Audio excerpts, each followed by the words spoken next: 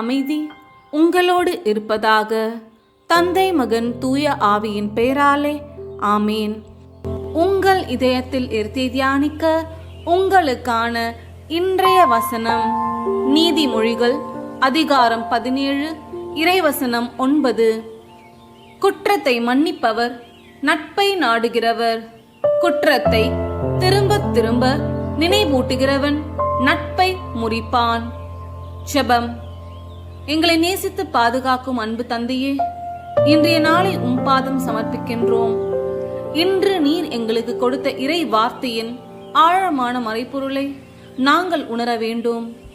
என்றும் எங்களுக்கு விரோதமாக தீமை செய்து எங்களிடம் மன்னிப்பு கேட்டவரை மன்னிப்பது மட்டுமல்லாமல் என்றுமே மீண்டும் அவர்கள் குற்றத்தை நாங்கள் நினைவூட்டாமல் இருக்க வேண்டும். அன்புள்ள கொண்ட மக்களாக தூய்மையான உள்ளத்தோடு நாங்கள் வாழ எங்களுக்கு துணை செய்யும். ஆமீன்.